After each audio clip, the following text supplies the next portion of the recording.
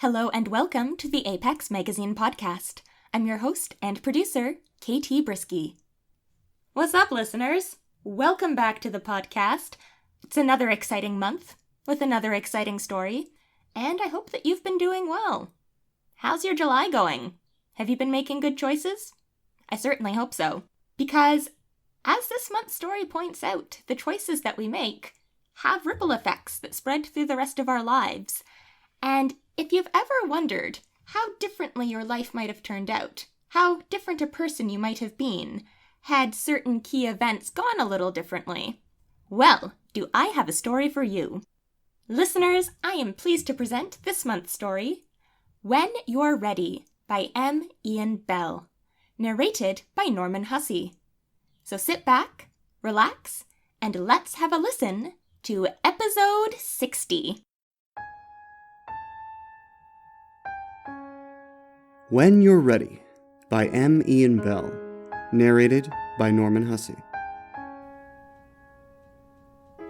In the morning, when the fog lies thick and heavy on the water, I sit at my workbench and seed the next simulant. It takes 14 double-seed commands to move the digital embryo into the simulation tank and begin the process. The tank thrums to life, and the computer flashes the confirmation message. All of this happens in less than 30 seconds, fingers made nimble and automatic by muscle memory. The first light of day filters in through the haze, and I move to the south wall to watch as tendrils of mist are illuminated on the shore, smoky fingers reaching up through the rocks as with some unfriendly intent. By noon, when the sun is high and blinding, the seed will be fully rooted and thriving. The tank will ping to alert the new arrival, and the simulation will begin in earnest. In approximately 13 weeks, the trial will be complete. And that's not so very long. I place my forehead against the window, but the entire wall is dashboard glass, and this only prompts Diane. Pardon me, but you have activated... I silence the dashboard and settle into the sensation of contact. The glass is cool and refreshing against my skin. I imagine it energizing me by degrees, ignoring the pulsing images in my eyelids that keep time with my heartbeat, willing away the headache building in my temples and the back of my skull. When I open my eyes and pull back, the landscape appears brighter. I check my wrist reflexively, but I'm not wearing a watch. It doesn't matter what time it is. It's morning on day 1. The first week begins. And 13 weeks is not so very long. How many times have we performed this work before? How many spans of 13 weeks in our 43 years, for that matter? 50% opacity, I tell Diane. The light dims as she blanks the southern wall. In the upper left corner of the central glass pane, the counter has begun. It reads, Day 1, 0 hours, 12 minutes. I move through the clutter of papers on the living room floor, skirt around the table with its various hardware and blinking lights, and into the kitchen. The coffee machine is an antique drip with timer, and it delivers 5 shrill tones to announce a full carafe. I choose from a collection of unwashed mugs in the sink, rinse one briefly, and pour. The temperature is perfectly controlled to a steaming but potable 90 degrees Celsius. 90 degrees. That's almost as many degrees as there are days in 13 weeks. If you look carefully, you can find those little connections everywhere. It's a good number, 13. What's more, it's a strong number, lucky. 13 is the 7th number in the Fibonacci sequence, and 7, well, that's another lucky one. 13 is also a prime, and there's something undeniably beautiful about a number that can only be divided by 1 and itself. You might say that we're like the prime number, divisible only by ourselves. Who better to carve up the various pieces of our lives, to analyze them moment by moment, year by year? For centuries, 13 was considered taboo, but this only emboldens me.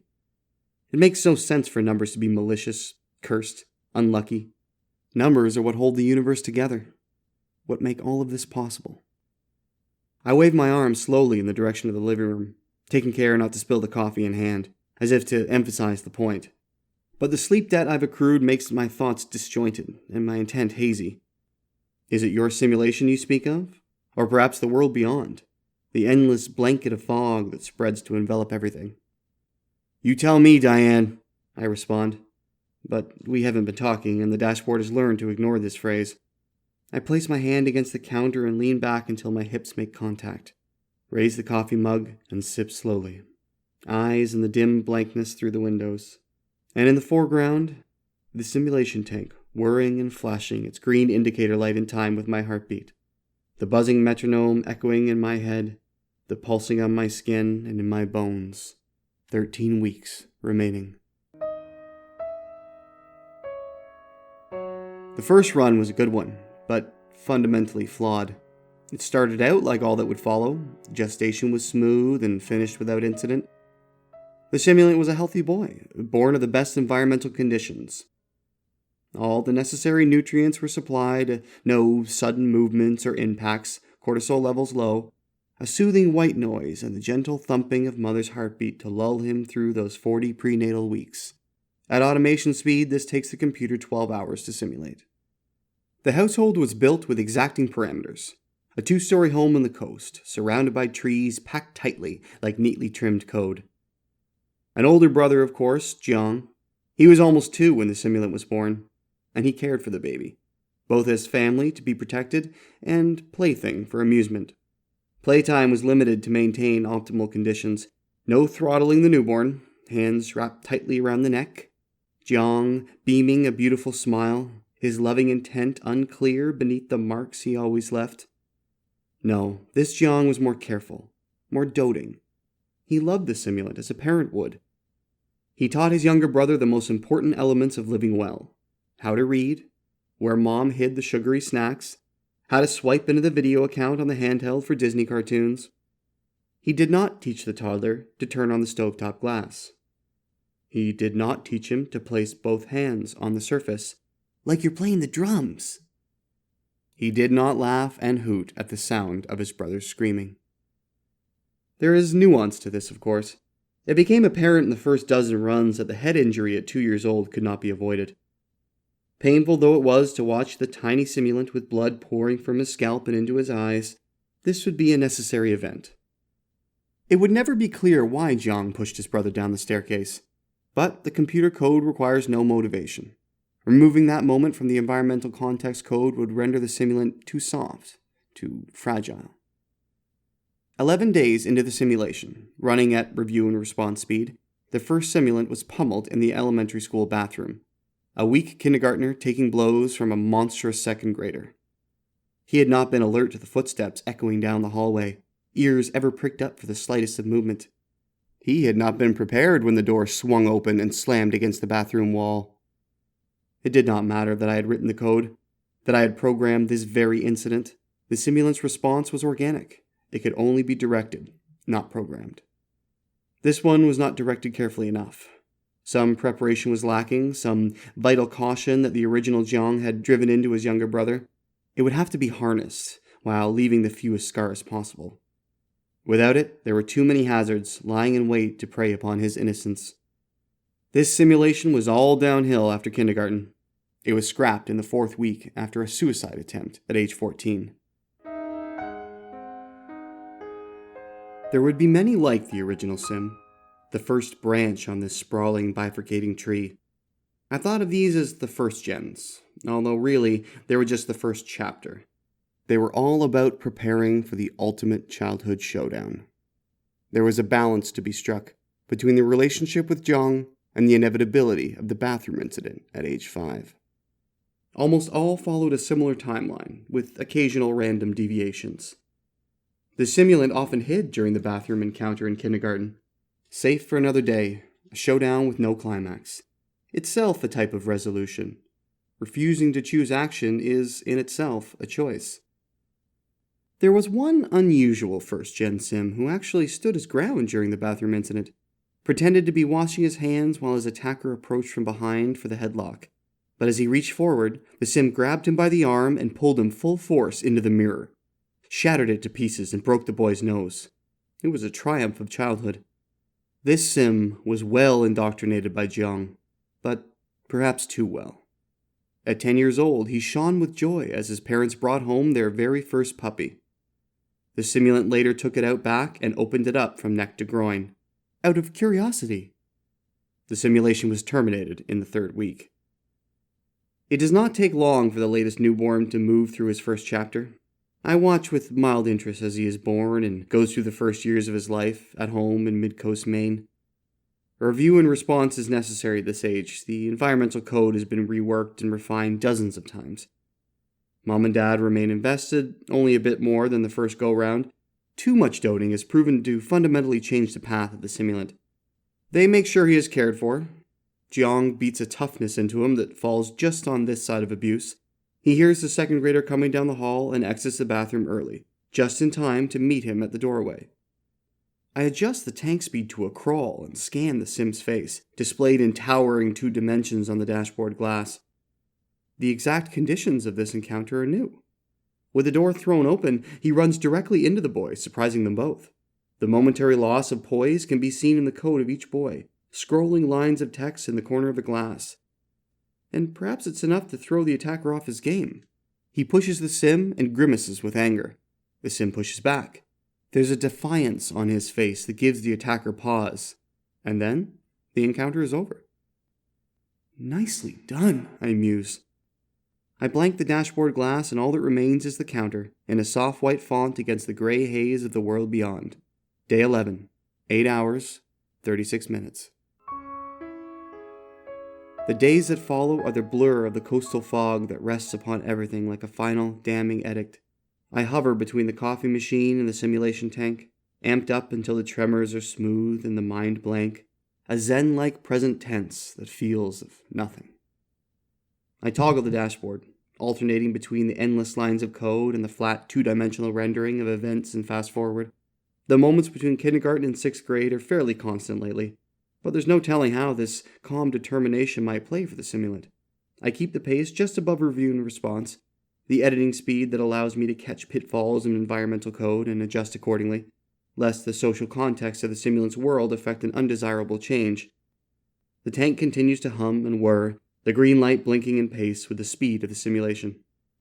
The tank itself is nothing more than a Rorcan Platinum processor chip with an NVIDIA graphics card and 2 terabytes of RAM and titanium housing. The whole assembly submerged in distilled water to prevent burnout. Early models were either too slow to accurately simulate events, or ended explosively. The workbench bears the unfortunate results of these missteps in patches of dark, like oil on the surface of water. Beyond the glass, the tide is out, and clam diggers high-step through the mud flats, waders to their knees or torsos. The mist envelops them in turns, ghosts moving carefully across the empty plain of dark, emerging from and disappearing into nothingness. Once, in some unlikely past, there were gates at the top of the hill, metal placards warning off these hopeful entrepreneurs, nothing more than downtrodden locals with kitchens bare and no work for miles. When the plant went critical, there were 2,000 residents in the 5-mile fallout radius. Something like 5 joules of radiation took out the first half. The second would fall to unemployment and the dehydrating heat to come. The solar array here still pumps excess back into the grid. Not that anyone is drawing power anymore. The batteries are sodium-ion banks that can only store so much. There's nothing to be done with the rest. With my hands on the coffee pot again, cold for how many hours now? My eyes slip briefly to the industrial food printing unit. I consider for a moment. Imagine biting into something solid, the energy of chewing, of swallowing.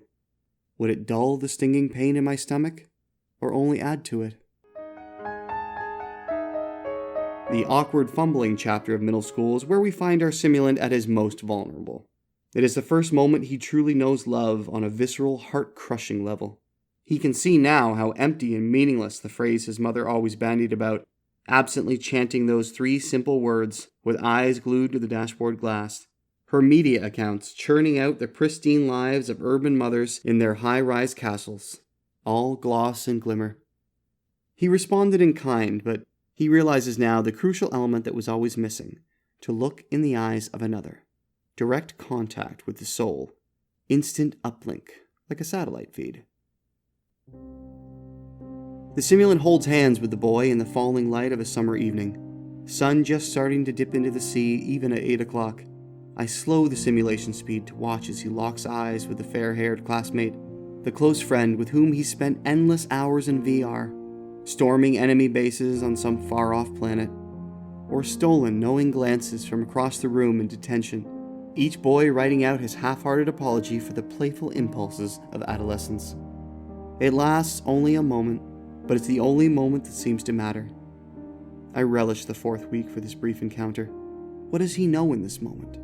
His clammy hands, but lines of code gripping fiercely to the code of the simulation. I bump the rendering to VR and slip the goggles over my eyes, jack into the tank port, and shift vantage point to that of the fair-haired boy. Gaze deeply into the eyes of the simulant at quarter speed. Search that 12-year-old face for some indication of the thoughts within. What does he think in this moment? What does it make him feel? Is his stomach turning over? Are his arms and legs electrified? Does his head spin with the giddy solution to a puzzle long elusive? I toggle to code and try to read these things in the lines of text. The simulant seed is nothing more than DNA, the combination of his parents' chromosomes, a digital zygote with an infinite chain of possibilities branching out from the single choice made at each fork in the road to follow. And as events in the tank change his operating protocols, the code is rewritten, future branches highlighted or invalidated. He's never before considered that his first love would be this boy, that he could love a boy, that such a thing might be part of his universe. You can't read it in the lines of code, but it's something I already know. In the countless runs that have come before, this event has remained unchanged. On the day that he plans to ask Sophie Wright to the 6th grade graduation dance, he sits on the rocky shore, past the woods beyond his house, pushing playfully at the boy until their hands connect and fingers interlock. He looks into Jacob's eyes, and a jolt passes through them both. Unexpected fireworks within. Through Jacob's eyes in the VR render, I watch as the simulant's pupils dilate and his breath catches in his throat. That's the moment he falls in love, and everything changes. Could he know the dangers of this unconditional connection? How fragile the soul when exposed to another? Did he start building the wall in this moment? Or were the few bricks laid even years previously, inspired by the tortures of his older brother? It would be hard to find in the simulant's code. The intricacies of the individual mind are not so simplistic as the AIs of the simulation tank. Programming the darker predilections of Jiang didn't require a PhD in psychology. I don't need to know what's inside his head to program the actions that result. They say our identities are a consequence of the free choices that we make. But which is more responsible for our individual choices? The response styles pre-programmed into our DNA? Or the situational context in which we find ourselves? They used to think we would find an indicator in the genome for these behavioral responses, like computer code expertly organized to direct each movement and desire. Or that we wouldn't, that we could put the nature or nurture argument to rest. But as with all forks in the road, it became quickly obvious the importance of both elements. The DNA that seeds our individual experiences is only the starter pack. From the moment we're born, the environmental context begins to reshape our decks, adds to and subtracts from the cards we're able to play. I adjust the environmental context code as necessary after setting the simulant's world into motion. With each failed run, some new detail shows itself in full color, rears its head to be removed or enhanced as necessary. There is nuance, though, as I've said. Like a surgeon with his scalpel, the incisions must be careful, delicate, intentional. Even the slightest error can have disastrous results. Not that the simulant would notice any of this. For him, the events and residents of the simulation tank are the only reality he's ever known. A total re-scripting of a friend or family member would be too much, too bizarre. It would seem like a mental break. So the shifts happen infrequently, by degrees, and always to keep the sim on the desired path. I watch as he moves through adolescence, adding to the bank of memories and myriad emotions experienced. The joy that Jacob brought through 2 years of adventure, in and out of school, along the rocky shore in their backyards, in the treehouse they built deep in the woods of Lincoln County, the heartache of Jacob's departure when his family moved to Texas, of all places, the many other boys and girls that the sim would become infatuated with, the short but fiery relationships wherein he poured his soul out and into his partners, exacting the promises of an endless eternity. He is a child through it all, but the trend continues into college. The sim has a genetic makeup that marks him for top-line intellectual acuity in 100% of runs, so we must assume that it is a constant in the seed code. The only way to account for this is the DNA gifted him by his parents. The drive of his mother, frenetic and focused on all the wrong things, but focused nonetheless. Add to this the genius of his father, first a neurosurgeon, then an upload operator. Once human consciousness had been mapped by his Caltech team of doctors and computer scientists, neurosurgery became a thing of the past. It was just so much easier to upload the mind into a fresh body, cloned from the cells of the original. In the metro districts that still have power, I imagine the elite continue to upload with every aging body, approaching some strangely science-fictive immortality. His father was just this type of intellectual giant who provided half of the simulant's genetic code. It was no wonder the sim, born of this genome, would reach such heights of academic ability, of motivation, would become such an obsessive scientist himself, reach such staggering depths of workaholism, although perhaps you might call it devotion. It's the devotion he is not able to offer his partners. And the 8th week of the simulation, I watch at response speed to pick up the common telltales. There's an aloofment after the first few dates, a detachment that begins too early. He abandons social events for the quiet study corrals of the university library. Hours stretch into days of work in the organic chemistry lab, where he clones his first lizard, then guinea pig, then human embryo. I rewrite his artificial partners, perhaps a steadier hand, more encouragement, a maturity that the sim has yet to attain as doctoral student in his 28th year. They could teach him this openness, demonstrate this connection, help to allay the deep-seated fear, to carry that load, to remove the bricks one by one. Somewhere within the actions and words of his partners, friends, and family is the key that will unlock what was once trepidation, anxiety, has ballooned into full-blown paralysis. This key arrives finally in the penultimate year of schooling, as he embarks on his fieldwork at Rorcan Industries, in the form of a wiry lab technician, freckled and bespeckled, and a mess of red curls atop his head. At 31 years old, in the 9th week of the simulation, he meets Eric Yolm. He's easy to program, Eric. The base code comes from a DNA sample and hollow photo of the original. He's younger than Simulant by 3 years, 2 months, and 12 days, and this triggers a protective caregiver response in him. Maybe it's the way Eric's sideways smirk reminds him of 12-year-old Jacob, nearly 2 decades absent.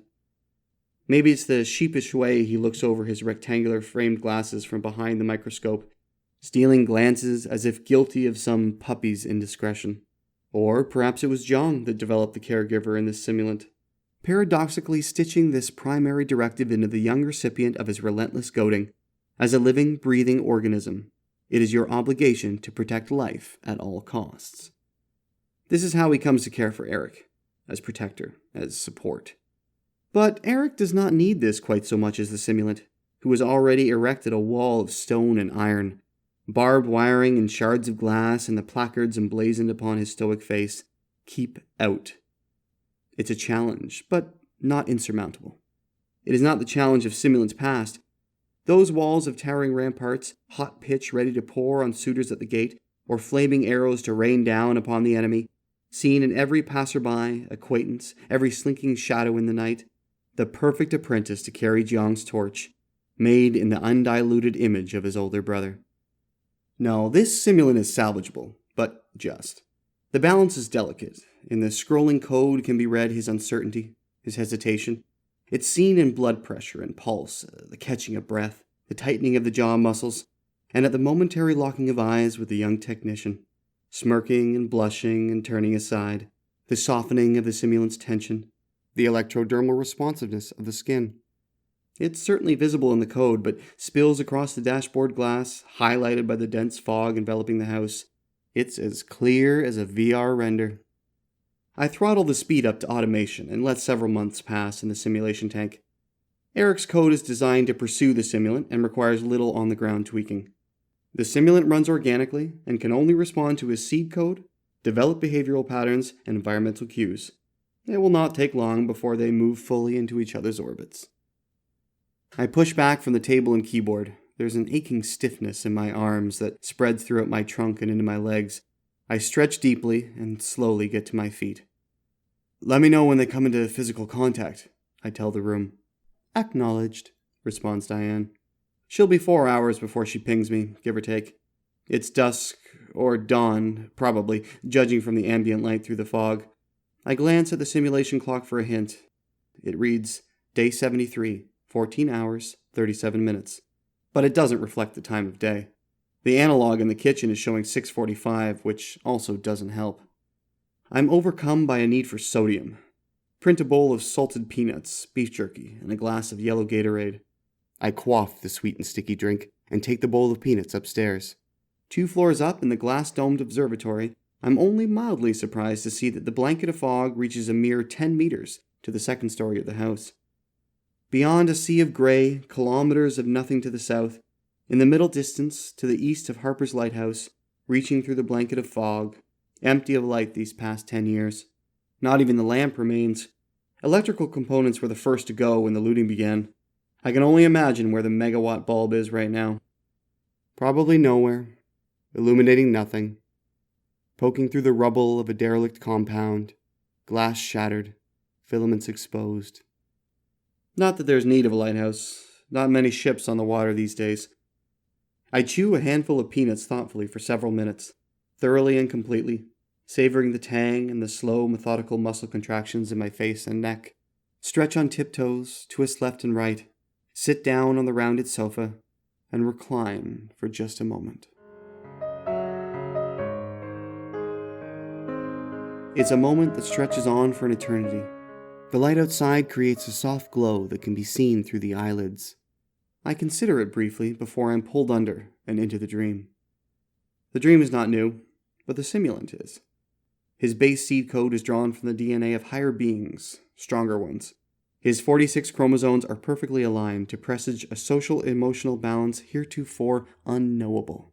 Procured from the most perfect of stock, a newborn selected from the curated donor catalogs of the IVF clinics, the sperm, a mixed race with strong bones, incredible mental endurance, a propensity for hard work, the ability to see the best in others. The egg is young. The mother has never been sick a day in her life. The lab is sterile, the equipment state-of-the-art. He's born into a family with 6 older siblings on a farm in Newfoundland. There's no electricity, but the weather is perfect for year-round harvests, never dropping below 20 degrees Celsius on even the coldest of winter days. There is love all around him. It is poured into this empty vessel, open and eager to integrate the life that flourishes on all sides. At 2 years old, he is chasing hens and learning to carefully collect their eggs each morning. By 4, he is tending the milk cows and setting the table.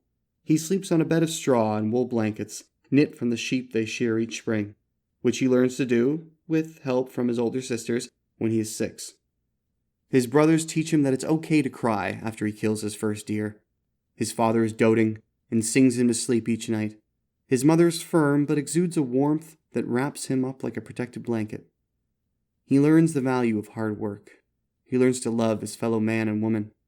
By adolescence, his personal values are already rigid as stone. The prime objective in life is to care for and be ever mindful of the needs of others. When the man or woman of his dreams finally appears, he is ready. His path along this bifurcating tree is easy to direct because the forks do not represent wildly diverging futures. His environmental context offers the best of options at each decisive moment. At 4, he narrowly avoids a fall from the hayloft and learns the value of responsible play.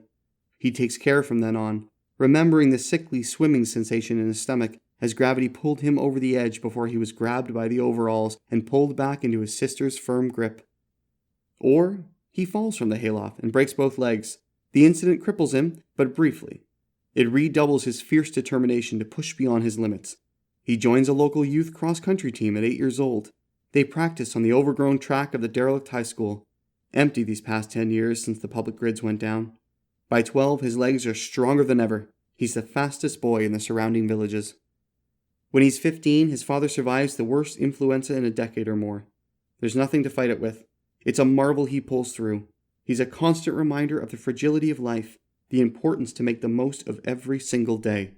A stalwart symbol of the impermanence of all things, but also the strength of his family in trying times.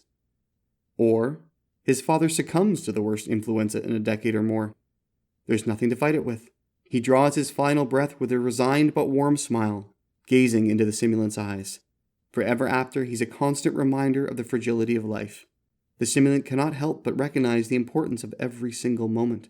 He carries a Polaroid of his father with him for the rest of his days, a stalwart symbol of the impermanence of all things, but also of the strength of family. There are no bad turns. Each choice is the right one. Each situation offers an infinite assortment of options that lead our simulant to his destiny. There are no mishaps that cannot be turned to the positive. There are no lessons that crush his spirit or derail him. There are no predispositions to anxiety, depression, fear. There is only openness, a love for his fellow human. It's played out against the backdrop of haze, the overcast sky of our constant present. He's born and lives and loves and dies in a world of warm air and warm bodies. There's no poison in the earth or contamination in the water. There's nothing to fear and nothing to hide. In the upper left corner of his universe is the simulation tank counter, his days moving past the 13-week mark and into the triple digits, then quadruple. The simulation code is not even slotted into a cloned bioform. There's no reason to be. In the moment before waking, my dream-addled brain attempts to imagine a reservoir for such a string of simulant code. What mythical flesh and blood superhuman awaits in what expertly constructed biovat, ready for the ultimate upload of such a simulant? In fast forward, I watch the germination of the bioform, the splitting of cells, and the man they become in the industry-standard 3-meter tank, an enormous petri dish with its sleeping human, consciousness absent until the simulant code is ready for transfer. As Diane pings 4 shrill tones throughout the house and I come back to reality, I wake with those words in my head and my throat, almost on the tip of my tongue. The simulant code is ready for transfer. It's still day, but the light has changed. Below on the dashboard glass, the code scrolls elevated heart rate and rich, life-changing revelation. The simulant is imagining some complex future scenario intricately connected to Eric Yelm. I toggle to 2D render and watch with the ache of nostalgia in my heart. They're sitting on a park bench in the southwest quadrant of the Rorcan Industrial Complex. It's some impossibly beautiful spring day, and Eric's hair has grown into his eyes. The simulant reaches up on nothing but instinct, no thoughts or plans or conscious direction. On autopilot, he brushes the red curls aside and lets his hand linger on Eric's face. Their eyes meet. Embedded in the corner of the dashboard, the code continues to scroll, an explosive double-time script that stutters and pauses and gushes forth like the pounding heart of the simulant. "Show me their eyes," I tell Diane. The dashboard goes split screen, and both Eric and the simulant are staring out at me, pupils dilated, fear and longing and terror and bliss within them both. It's a look I've seen 100 times or more. On the table, the simulation tank whirs and clicks. The indicator light is blinking so rapidly it's become a blur. "How long until the final incident?" I ask the room. 2 years, simulation. 5 days, real time," Diane responds. "Who breaks it off?" "There is a 100% probability that Eric Yelm ends the relationship." "And after? Will the simulant be ready?" Diane pauses for so long I'm surprised to hear her voice when she finally responds. I'm lost in the first moment, watching the scene in half simulation speed. "Opportunity peaks at 23%, 10 years following end of relationship. The chance that the simulant is ready diminishes steadily in each following year." She pulls up the simulation's catalog. It scrolls and scrolls. Finally, we reach the bottom of the list and she adds the current entry. "Simulant 592, 23%. In another life, 2 or 3 or 5 years ago, when the process was fresh and the future unwritten, this might have registered some sensation within me. I search around in my chest and my gut for some indication.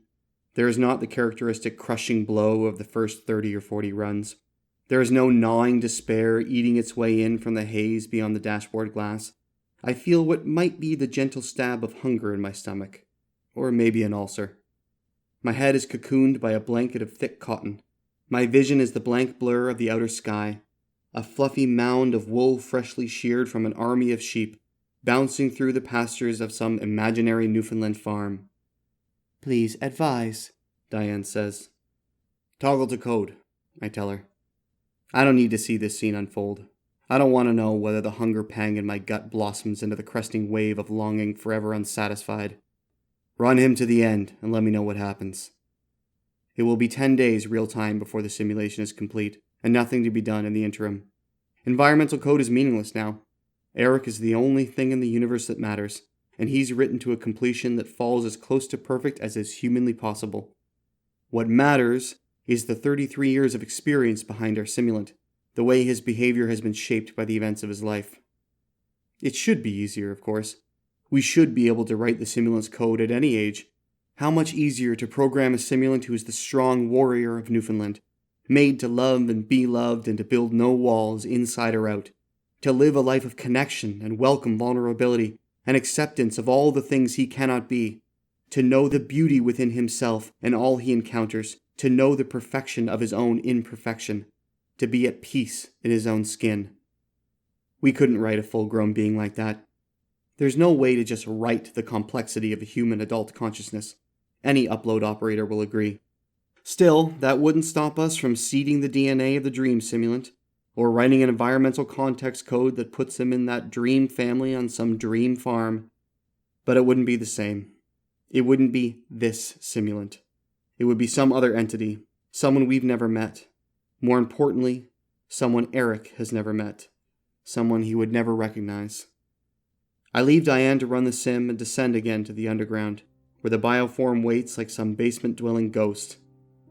In the dim light of the cellar, the vat rises 3 meters from the floor, a cylinder of glass filled with a saline hydrogen containment solution, and within it, the floating form of a 43-year-old male, perfectly sculpted and oxygenated through the thin tube running into his nose. The strange sensation of staring into a mirror is no longer discomforting. We've been at this for a while, my clone and I. On the desktop dashboard beside the biotank, vital signs are within normal range, and the solar array continues to provide ample power.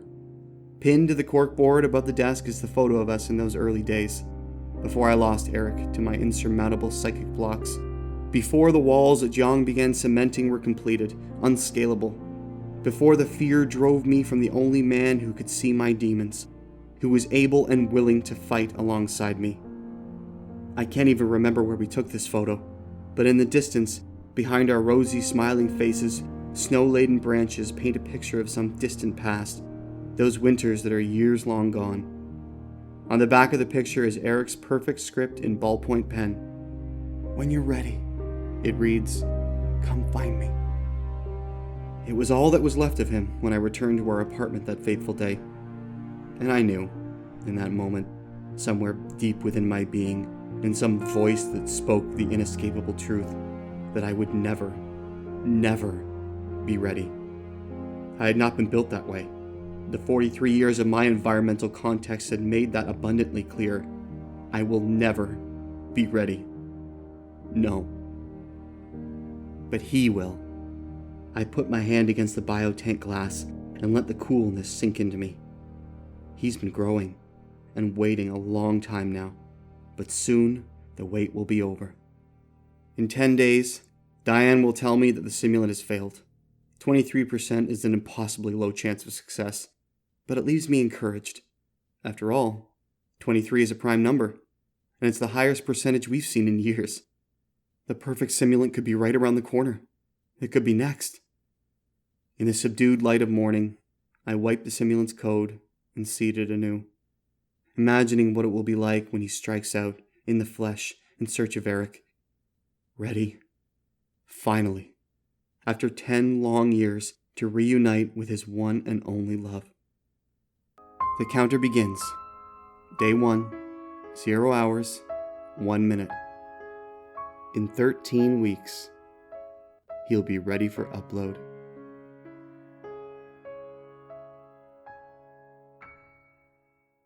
M. Ian Bell lives in New Jersey, where he teaches English and math. He mentors adolescents during the school year and co-directs a boys' camp in New Hampshire in the summer. His work can also be found in Shimmer Magazine, and you can follow him on Twitter at @M_Ian Bell. Norman Hussey is a writer, director, and actor located in Toronto, Ontario. He is one of the co-founders of the independent theatre company Mist Metaphor Productions, who just produced their first show, A Canticle of Light by K.T. Brisky. He is currently writing a full-length horror tragedy play that Mist Metaphor will produce next year. Visit their website, www.mistmetaphor.com, for more details in the near future. In the meantime, he is working on a variety of other projects in various fields, including writing and narrating children's stories and creating a role-playing text-adventure video game. Out now from Apex Book Company. Close Your Eyes. Close Your Eyes is a beautiful piece of weird, surrealist fiction. Dive into a far future universe where puppets speak and fight for their masters. Come along with a ragtag crew of post-human scavengers as they rage and love on a small ship in the outer reaches of space. Experience moon-sized asylums as they trap the unwary in a labyrinth of experimentation of both identity and sanity. Available now from apexbookcompany.com. Music in this podcast included Cryptic Sorrow and Water Lily, both by Kevin MacLeod, licensed under the Creative Commons Attribution License. For more information, please visit www.incompetech.com. Other sounds in this podcast provided by the Free Sound Project. Find out more at www.freesound.org. This podcast is copyright 2018 under Apex Publications. For more great stories like this one, visit www.apex-magazine.com. Thanks for listening. See you next time.